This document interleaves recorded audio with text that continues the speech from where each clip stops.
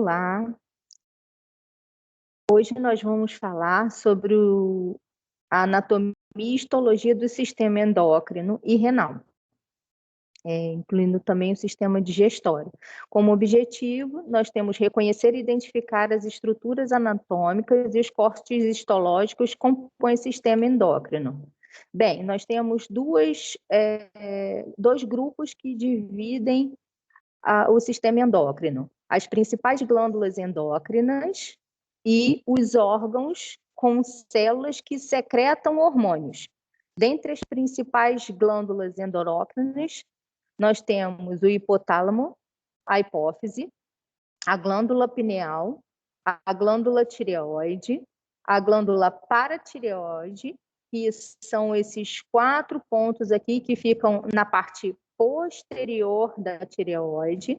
Temos a glândula suprarrenal, que elas ficam localizadas na estrutura do rim, na superfície apical dos rins, em cada um dos rins, a placenta, os ovários na mulher e os testículos nos homens.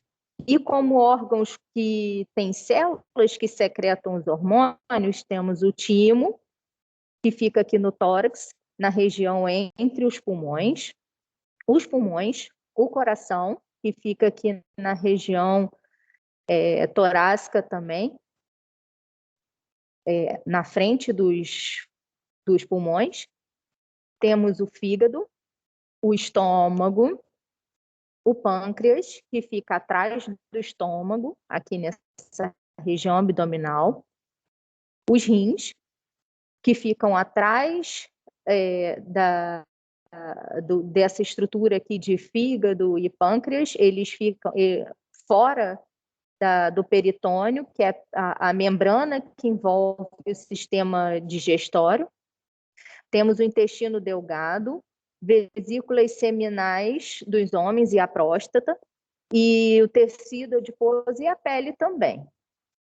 Bem, nós vamos começar aqui destacando cortes da hipófise, destacando aqui as 3 subdivisões, 3 partes da minha hipófise, que são a par nervosa, a pars intermédia e a pars distalis.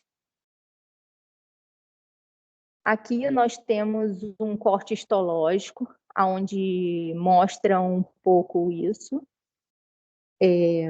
Nessa estrutura aqui, nós temos a pars distal. Aqui no meio, aqui delimitada por essa linha pontilhada, nós temos a pars intermédia, né?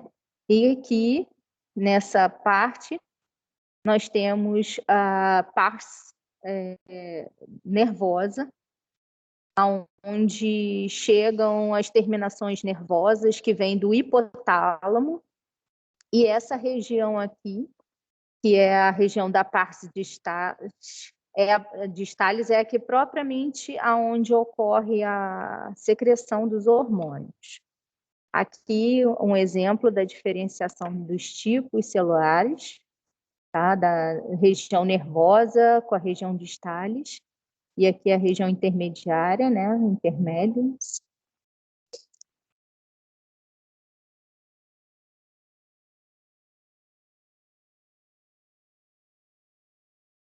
Aqui a gente tem um outro corte histológico, onde nós podemos observar a região cortical e a região medular.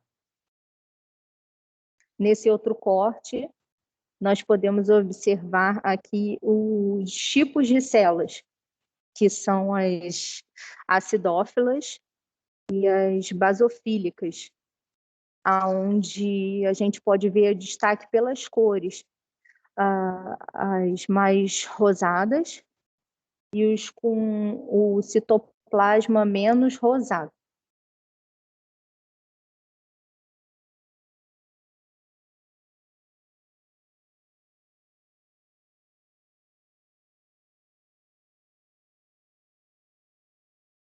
Bem, continuando agora, a gente agora vai falar sobre a tireoide e vamos destacar os folículos tireoidianos, o coloide, células foliculares, células parafoliculares, músculo estriado esquelético. Aqui nós temos um corte esquelético, um corte histológico, perdão, onde tem destacada aqui a cápsula, que é a membrana que vai envolver todo o órgão, o coloide, que é essa parte aqui mais interna da estrutura celular do meu folículo, e essa substância é uma glicoproteína, que são precursores dos hormônios tireoidianos. E entre cada um desses folículos tireoidianos, que são essas estruturas aqui, nós temos essas células aqui menos coradas, que são as células parafoliculares, sendo que essas células são responsáveis por secretar a calcitonina. Ela é responsável pela reabsorção óssea, diminuindo o cálcio disponível no sangue, fazendo o controle dessa disponibilização do cálcio que fica circulante no sangue.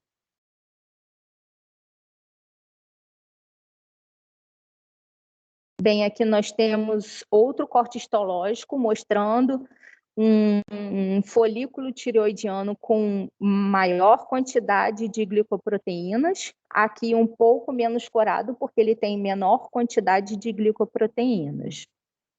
Sendo que cada um desses folículos, eles são compostos por uma parede celular de células cuboides aqui, que são essas células representadas com núcleo redondo, grande, que são as células foliculares, né, que vão formar cada folículo. É importante destacar que a tireoide ela é responsável pela produção principalmente de T3 e T4, e a calcitonina, que a gente citou anteriormente, produzida pelas células parafoliculares, que aqui a gente destaca, são essas células aqui, menos coradas, que ficam entre cada folículo, aqui também. E é muito importante para a tireoide, para a função tireoidiana, né, como a gente falou anteriormente, para a produção dos hormônios T3 e T4, que T3 é triiodotirosina e a T4 é tetraiodotirosina. Então, a célula tireoidiana ela vai precisar tanto da tirosina quanto do iodo para poder formar esses hormônios. E importante destacar que hoje o sal que a gente usa na comida para poder cozinhar já vem iodado por causa disso, para evitar uma doença que se chama bócio endêmico, que é o aumento da tireoide pela falta do iodo, né, que aí não consegue produzir a quantidade suficiente do T3 e T4, então a hipófise continua mandando o estímulo para essas células produzirem esse hormônio, então elas ficam aumentadas por causa disso. Bem, agora nós vamos falar de outra glândula, que é o testículo epidídimo. Vamos destacar aqui o tecido conjuntivo frouxo, a túnica albugínea, os túbulos seminíferos, as células de Sertoli, os espermatócitos, as espermatogônias, o epitélio pseudoestratificado, os espermatozoides propriamente ditos e os esterocílios. Aqui nós temos um corte histológico com a demonstração disso. Cada delimitação dessa aqui é um túbulo seminífero, né? E aqui dentro nós temos as estruturas celulares, onde na base, próximo à membrana, que vai delimitar cada um desses túbulos, nós temos aqui a túnica albugínea, que é essa coloração um pouquinho mais arroxeada aqui, que vai estar em volta de cada uma estrutura dessa, né? Aqui representado aqui externamente.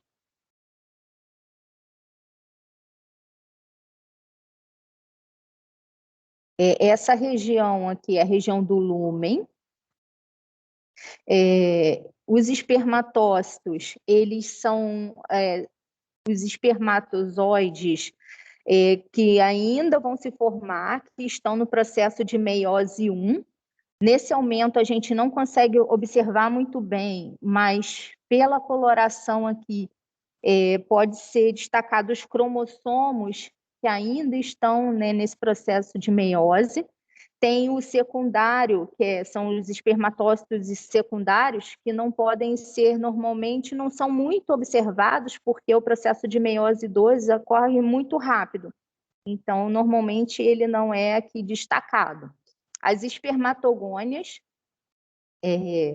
elas vão ser as produtoras dos espermatozoides, né?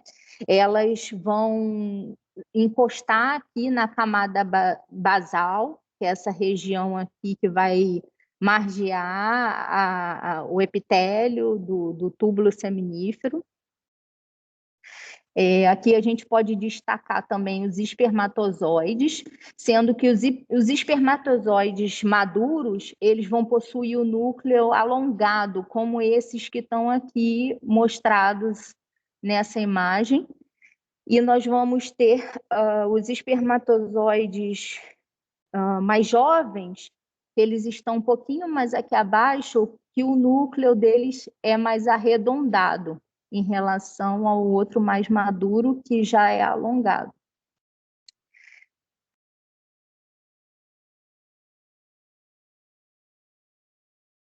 Aqui temos um outro corte,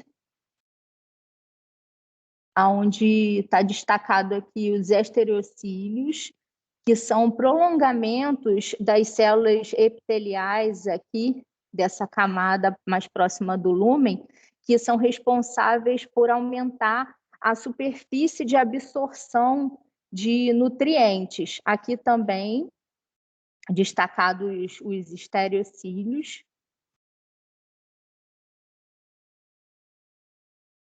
Aqui o tecido adiposo, que está externamente representado na estrutura total dos testículos. Representados aqui são vasos sanguíneos.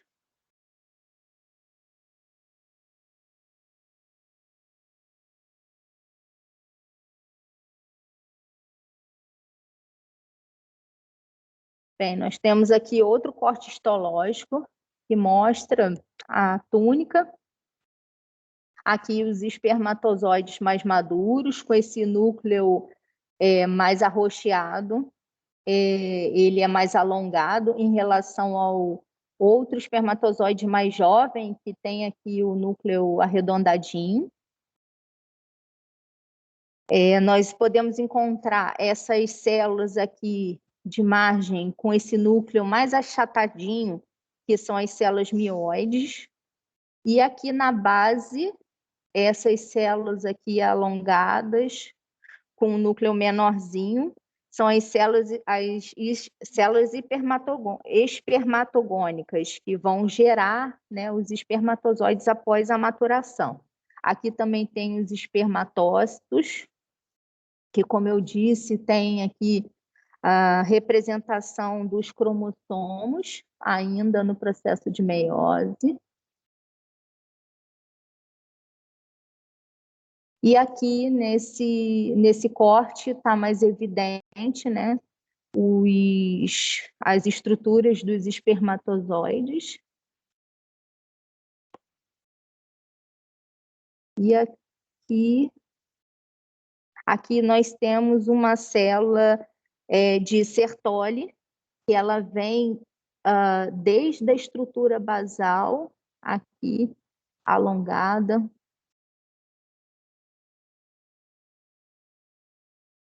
Sendo que essa célula de Sertoli, ela é responsável por controlar a maturação e a migração das células germinativas, né? E ela também tem a função de proteger os espermatozoides do sistema imune, por algum motivo que eles possam ter algum combate do sistema imune. Aqui outra célula de Sertoli, que ela vem aqui desde a região basal e ela é alongada aqui até entrar em contato com alguns espermatozoides aqui.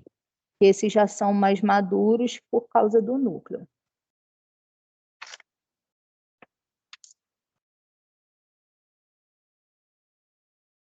Bem, agora vamos falar da próxima estrutura, que são os ovários. Nós vamos destacar a região cortical, a medular, os folículos ovarianos, o epitélio germinativo, a túnica albugínea, os folículos primordiais e as células foliculares.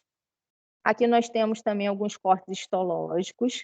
Aqui nós temos destacado um folículo ovariano, né? Onde essa região aqui é a região pelúcida, que é a região mais interna do meu folículo. Aqui é a região do núcleo.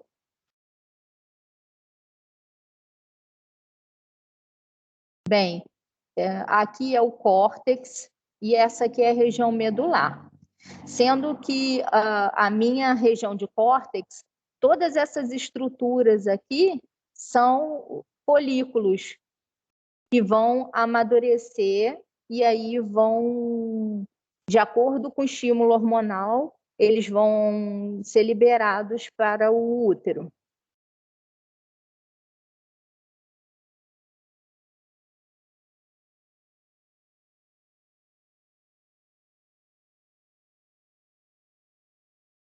Aqui mais um corte mostrando a minha região cortical, com todos os meus folículos ovarianos, e aqui é a região medular. Aqui um aumento maior, aonde eu tenho destacado aqui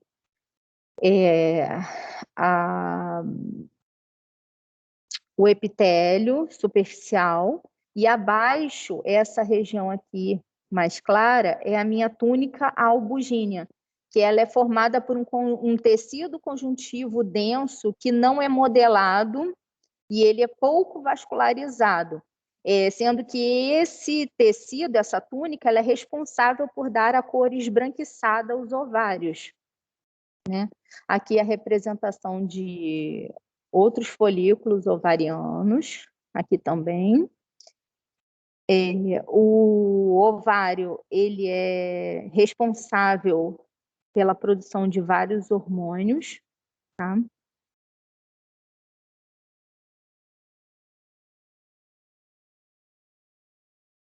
Aqui a gente tem em volta de cada folículo ovariano uma célula ovariana, né, que são as células foliculares. E essas células que vão formar o folículo ovariano, eles são o ovócito, que é essa estrutura aqui mais interna do núcleo, né? Mas as células foliculares, que estão aqui formando em volta aqui a estrutura do meu folículo. E nós temos os folículos primordiais, que são as células germinativas, que elas têm um aumento das células foliculares cúbicas e ela tem um núcleo bem arredondadinho. Esse folículo ele vai começar a surgir já na puberdade, e aí de período em período, né, de ciclo em ciclo menstrual, de 14 em 14 dias, esses folículos eles vão ser expulsos para a trompa de Falópio.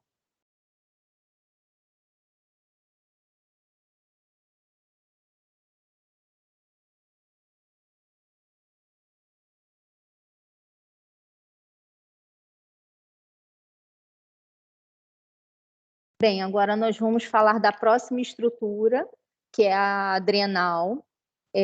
Nós vamos destacar a região cortical, a zona glomerulosa, a cápsula, zona fasciculada, zona reticulada e a região medular.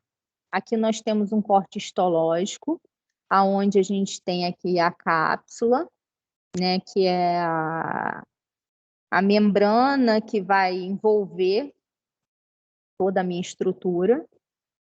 E aqui é a minha região cortical, aonde nós temos destacado aqui os tipos de zonas, né, que nós vamos destacar nas próximas lâminas também.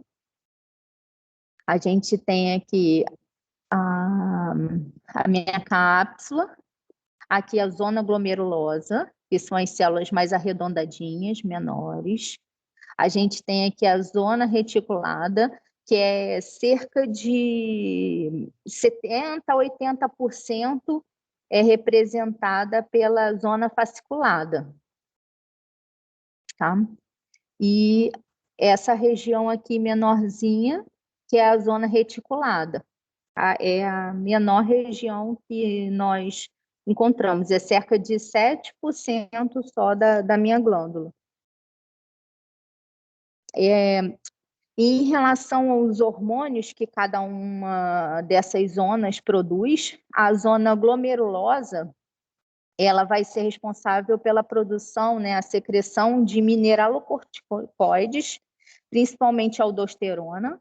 A fasciculada, ela vai ser, por estímulo da CTH, vai produzir glicocorticoides, e a região reticulada, aqui a zona reticulada, vai produzir glicocorticoides.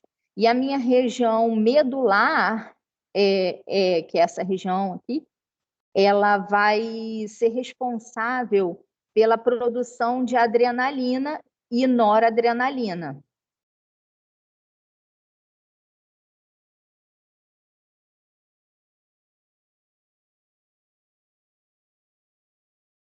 Aqui a gente tem destacados vasos sanguíneos. Essa região aqui medular, ela é caracterizada por ser uma região mais interna, mais vascularizada, e ela também é responsável pela produção de catecolaminas.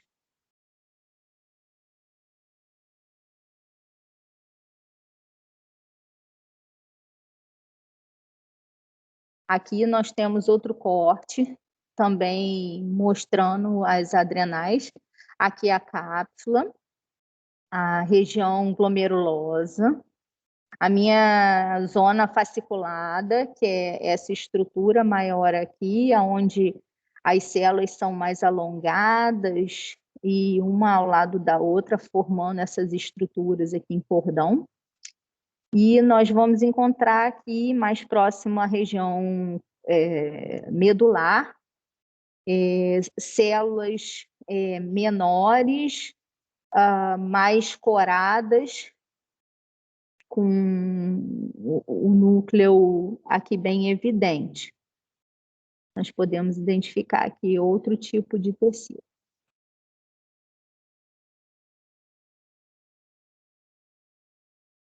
Aqui, né, em destaque menor, a cápsula, a minha região cortical e a minha região medular, mais vascularizada, onde a gente tem aqui os vasos sanguíneos.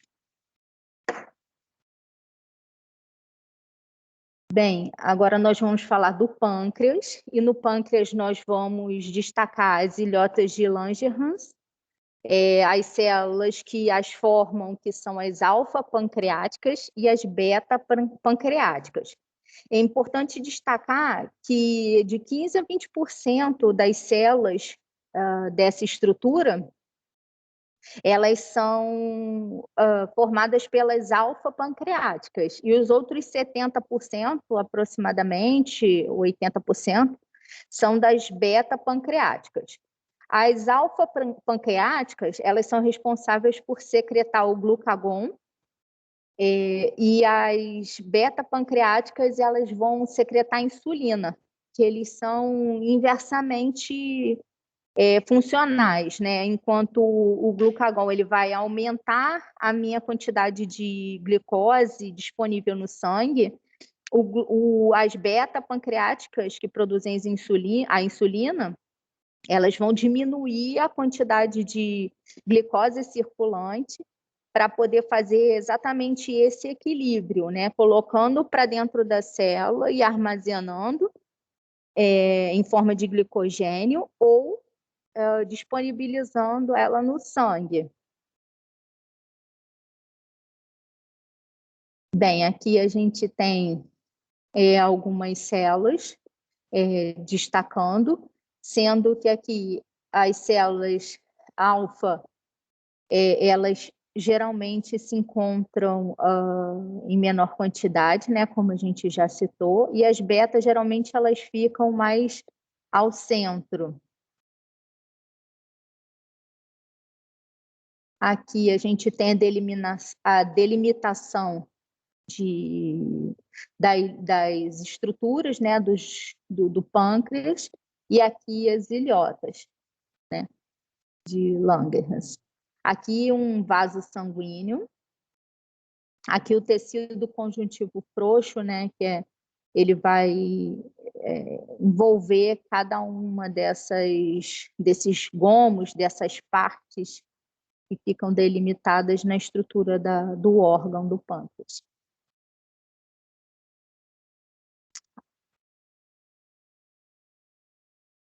Aqui nós podemos observar aqui grupos de acinos, né, ou ácinos, né, que são as células que vão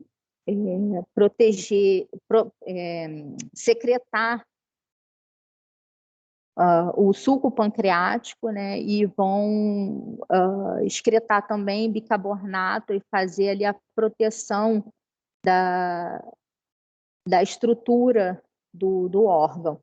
Aqui é um milhota, onde a gente tem aqui as mais basofílicas, que são essas células aqui com um citoplasma menos corado de rosa, são as células beta-pancreáticas. E essas mais rosadas são as acidófilas, elas são as alfa-pancreáticas.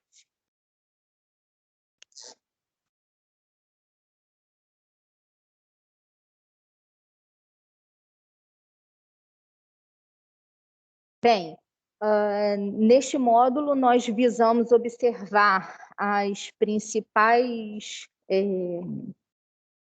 estruturas, né,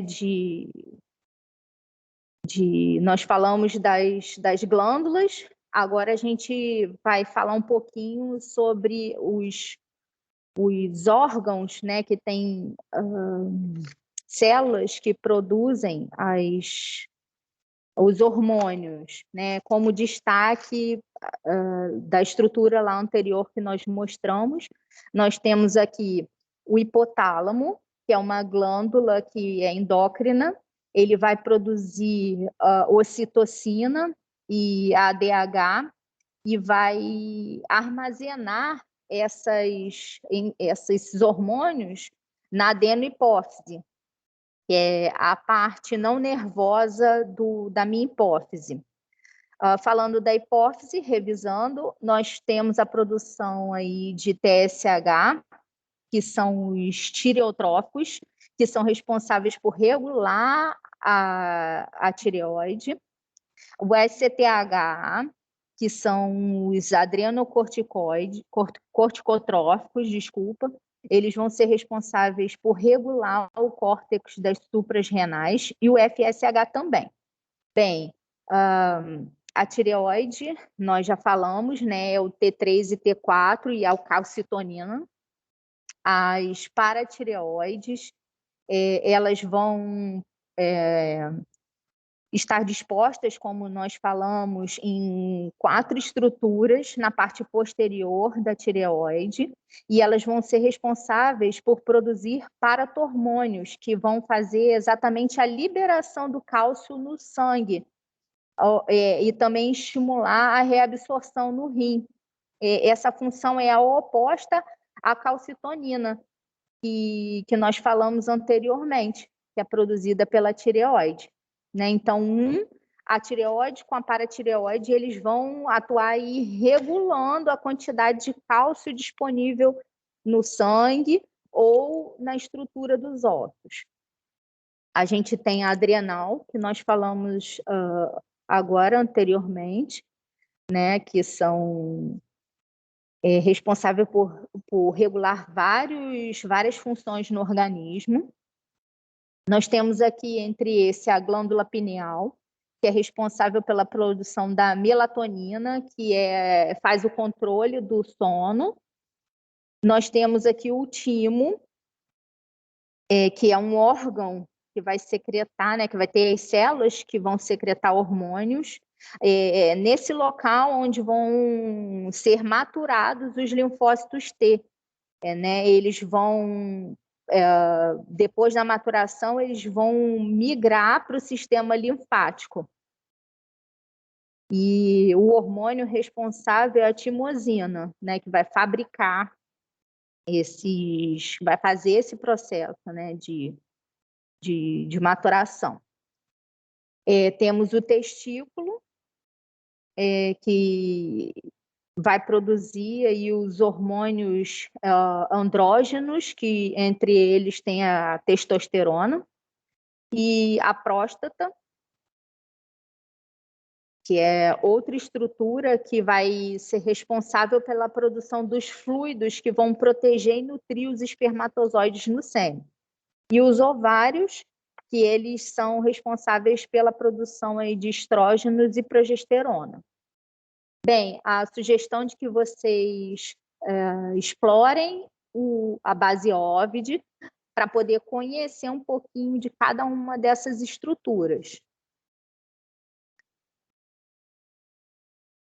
Agora nós vamos falar um pouquinho dos órgãos dos sentidos, né, que vão fazer uma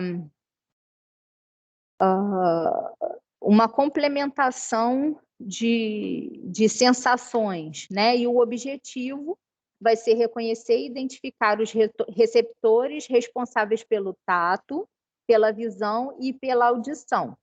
A gente vai falar um pouquinho sobre a anatomia de cada um. Bem, aqui os principais receptores são os mecanorreceptores, os nociceptorreceptores, quimiorreceptores e os fotorreceptores. Como mecanorreceptores, o estímulo vai ser pela força mecânica e o mecanismo vai ser pela deformação da membrana celular de dendritos sensitivos ou pela deformação de células ciliadas, tá? Que vão ativar terminações nervosas e mandar a mensagem daquela força mecânica para o cérebro. E como exemplo de alguns receptores, são receptores do olfato, da pressão cutânea e do aparelho vestibular e cóclea, né, que fica no ouvido, e pela pressão do movimento do ar provocada pelas ondas sonoras, né, essa vibração vai ser sentida no ouvido externo, passado para o ouvido médio, para o ouvido interno, para então chegar ao cérebro. Nós temos os nociceptorreceptores, eles vão receber como estímulo lesão tecidual, né? Os mecanismos são tecidos lesados que vão liberar substâncias químicas que vão excitar as terminações sensitivas, os receptores da dor cutânea. Temos os quimiorreceptores, o estímulo é por substâncias químicas dissolvidas, e os mecanismos, a interação química, que vai afetar a permeabilidade iônica das células sensitivas. Como exemplo, temos a osmorreceptores do olfato, do gosto, os quimiorreceptores dos corpos caróticos, que aqui são os interoceptorreceptores. Os fotorreceptores, que são o estímulo à luz, a recepção fotoquímica, que vai afetar a permeabilidade iônica das células receptoras. Aqui são os cones e os bastonetes que ficam presentes na retina. Porque quando eles recebem o estímulo da intensidade maior ou menor da luz, eles vão fazer a contração ali daquela musculatura.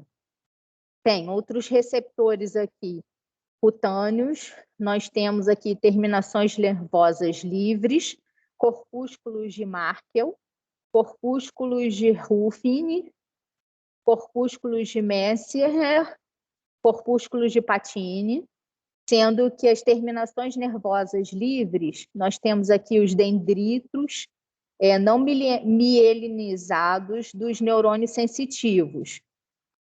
A sensação vai ser um toque leve ao calor, ao frio e à dor.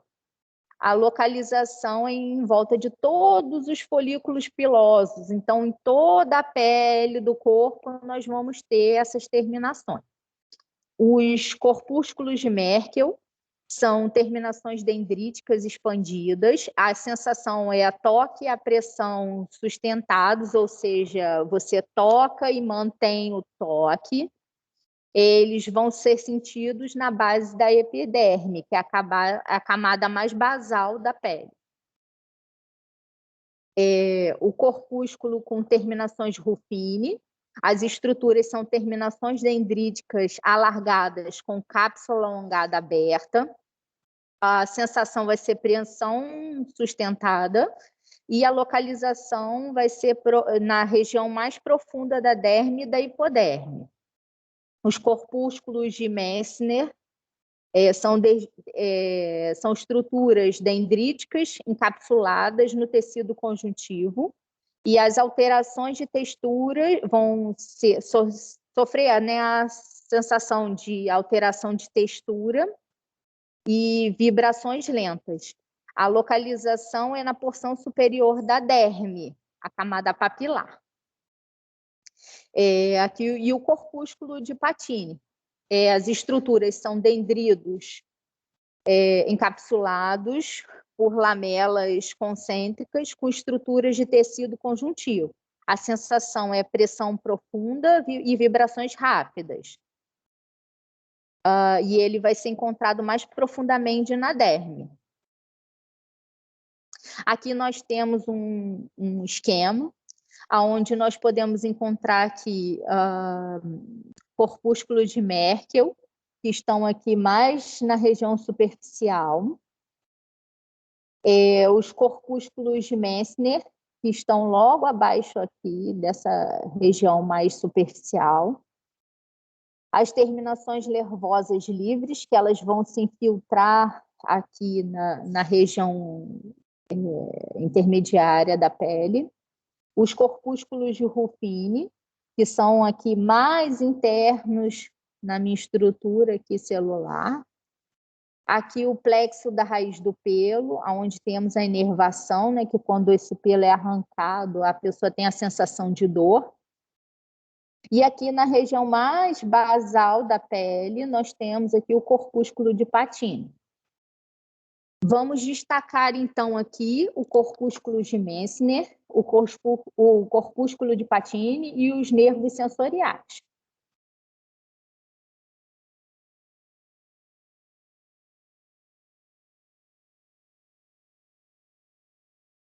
Bem, aqui nesse corte, nós podemos observar aqui a estrutura da pele com o corpúsculo de Patini.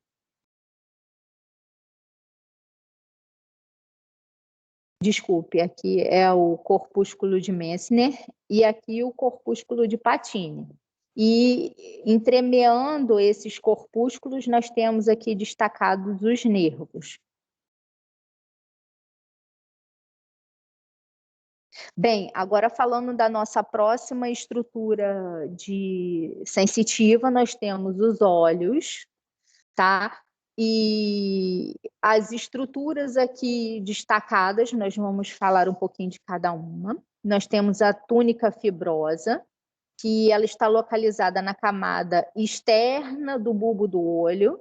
é composta por tecido conjuntivo avascular, ou seja, sem vascularização, sem irrigação, conforme a função dá a forma ao bulbo do olho.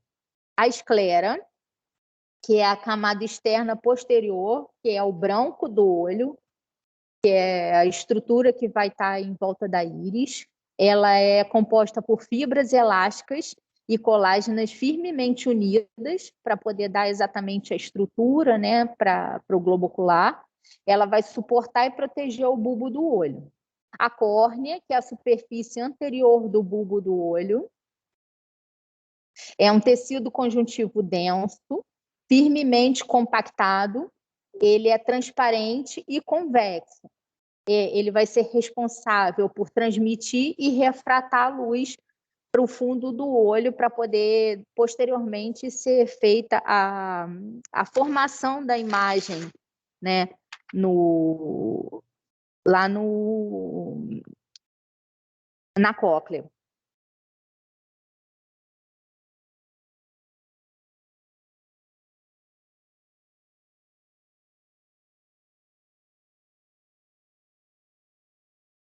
Bem, nós temos aqui a túnica vascular, ela é a camada média do bulbo do olho, é a úvea, é um tecido pigmentado altamente vascularizado, ela provê sangue e impede a reflexão, né, da imagem.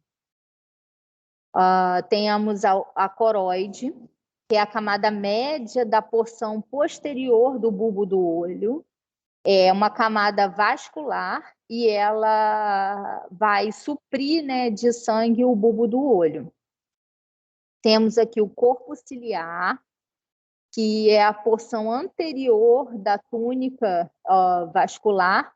Ela é composta por fibras musculares lisas e epitélio glandular, e ela vai ser responsável por suportar o cristalino através do ligamento suspensor, e vai ser responsável por determinar a espessura ali desse cristalino, e também vai secretar o humor aquoso, que vai ser responsável ali por lubrificar, né, essa região do olho. A íris, que é a porção anterior da túnica vascular, que forma uma continuidade do corpo ciliar, né? Ele vai ser responsável ali pelo controle, né, de entrada de luz. São células pigmentadas também, com fibras musculares lisas. A função vai ser regular o diâmetro da pupila, como eu falei, né, controlando a quantidade de luz ali que vai entrar para a camada vítrea. A túnica interna, que é a camada interna do bulbo do olho, e ela vai ser composta por fotorreceptores, neurônios, vasos sanguíneos, tecido conjuntivo que está fortemente compactado para poder formar exatamente essa estrutura aí que vai envolver. Ela vai ser responsável por prover a localização e o suporte dos bastonetes e dos cones. Temos a retina, que é a membrana que vai ser responsável aí pelo desdobramento da imagem para poder passar para o nervo óptico, tá? Ele transmite os impulsos, né? E ela é formada aí por neurônios fotorreceptores, bastonetes e cones, neurônios bipolares e neurônios ganglionares. E formada por mielente, que aqui não faz parte da túnica, ela está localizada entre a câmara posterior e a vítrea, suportada pelos ligamentos suspensores do corpo ciliar. É formado por fibras proteicas dispostas compactamente e são transparentes. Ela vai ser responsável por refratar a luz e focalizar sobre a fóvea central. Aqui nós temos um esquema do olho. aqui o músculo reto superior. Na face mais de fora, né, mais externa do olho, nós temos aqui a conjuntiva, que é a membrana mais externa. Aqui a câmara anterior, né, entre a câmara e a conjuntiva, a córnea, que é essa membrana que vai revestir todo o globo ocular. Depois temos aqui a íris, né, e a pupila aqui no meio, que vão ser responsáveis aqui pela contração, como nós dissemos, né, para controlar a entrada de luz. Aqui, fibras da zona ciliar, que são essas estruturas aqui. Essa região que é a câmara posterior.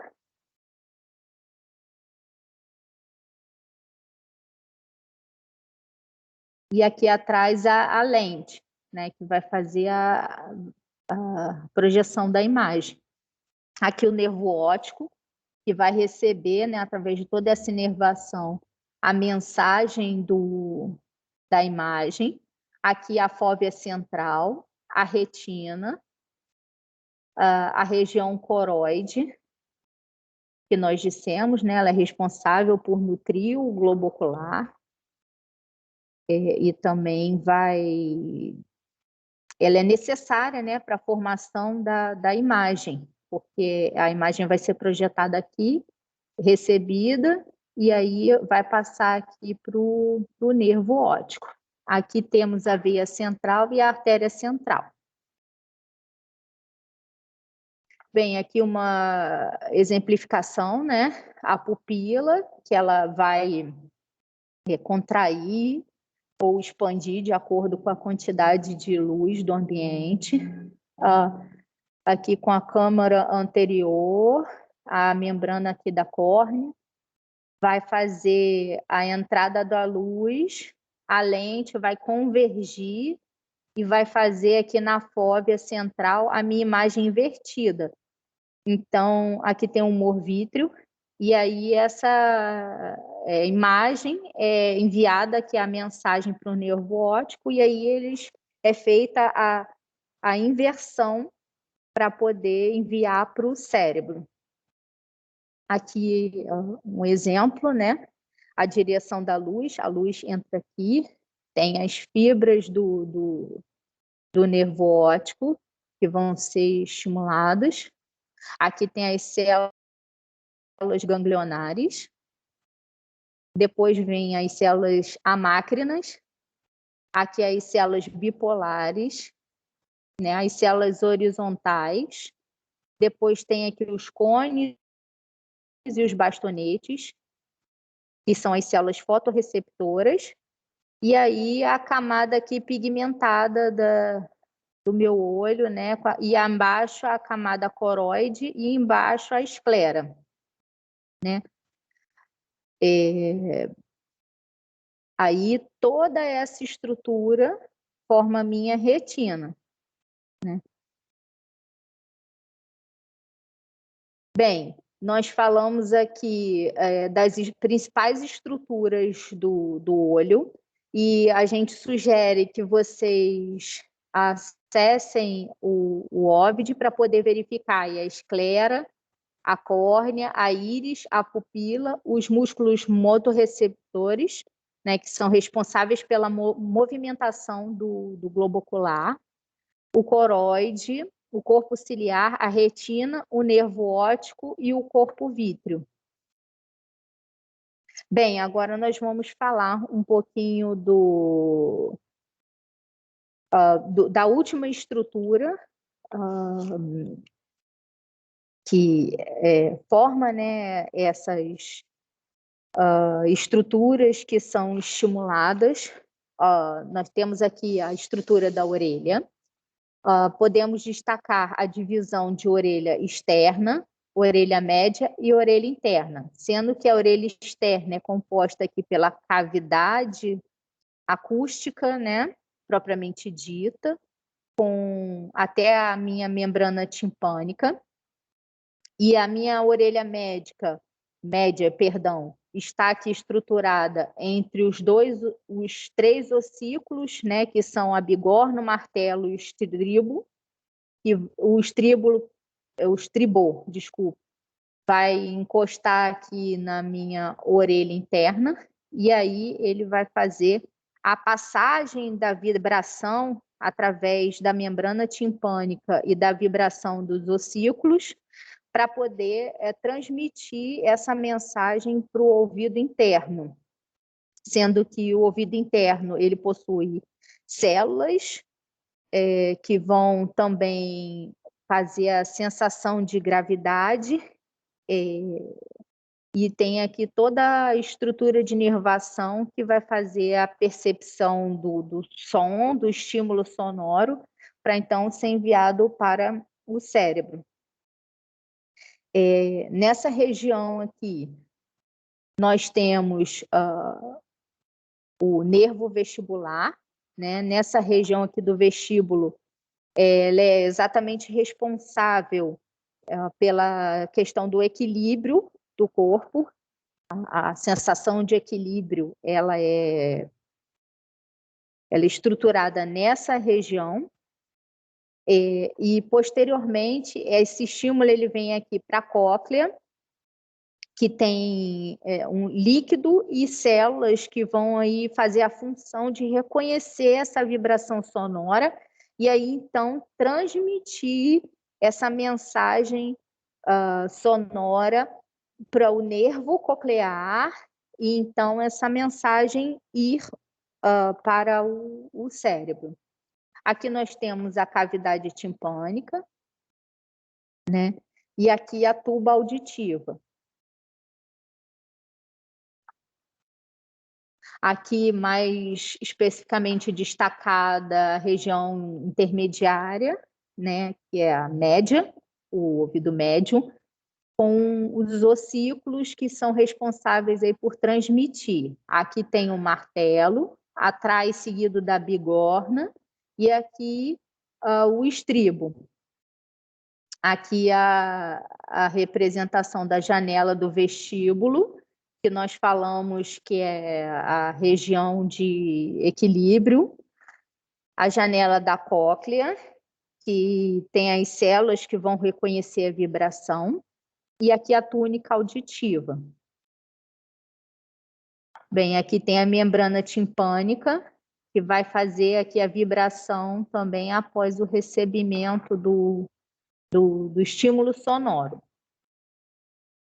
Bem, aqui nós temos o ouvido interno, que são destacados aqui os canais semicirculares, o anterior, posterior e o lateral. Aqui os dutos semicirculares do labirinto membranáceo. Aqui o utrículo e o sáculo, que são exatamente as duas estruturas que vão aqui compor junto com o vestíbulo, a região responsável pela questão do equilíbrio. As ampolas membranosas, que são essas aqui na terminação dos canais, também anterior, lateral e posterior. E aqui a conexão com o ducto coclear, né, onde vai ter aqui a passagem do estímulo sonoro para poder, então, ser transmitido para o nervo coclear. Aqui nós podemos identificar o pavilhão auricular, o meato acústico interno, a membrana do tímpano, o ossículo da audição, o vestíbulo, a cóclea, os canais semicirculares e os nervos do vestíbulo coclear. Também orientamos que os senhores consultem no Atlas, né, essas estruturas aqui, para conhecer em 4 dimensões, em 3 dimensões, cada uma delas. Agradeço a atenção de todos, espero ter podido ajudar um pouco com a compreensão dessas estruturas. Obrigada.